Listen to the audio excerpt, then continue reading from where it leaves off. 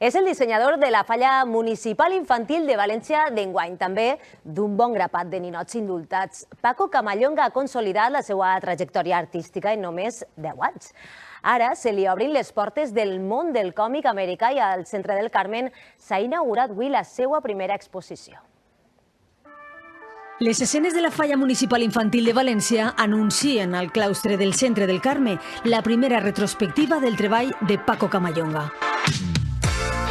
Arquitecte de carrera, però il·lustrador en essència. En el 2015, la seva obra digital prengué volum. Debutava en la foguera Florida Portatge de la Farga i des d'aquest moment la festa no li ha soltat la mà i li han indultat més d'un ninot, tots en esta exposición. Con ese pasado de la carrera de arquitectura que tiene, soluciona muy bien los volúmenes, los pesos, los espacios. Tiene un algo que lo hace especial, ¿no? Incluso esas líneas rectas, esas composiciones que hace, que está muy bien.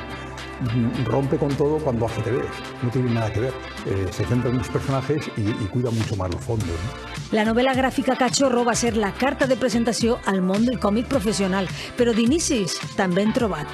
Yo Dragon Ball empecé a leerlo con 5 años y a día de hoy me sigo comprando cómics de Dragon Ball.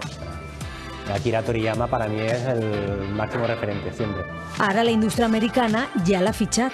Si quieres dedicarte a los cómics, al final en España es imposible. I al març iniciarà nova aventura, també 100% digital. Hoy en día es tan cómodo, todo digital, y me he desacostumbrado.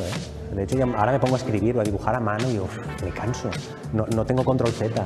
Això sí, la Falleta Municipal Infantil d'enguany, encara que efímera, eixirà de la pantalla.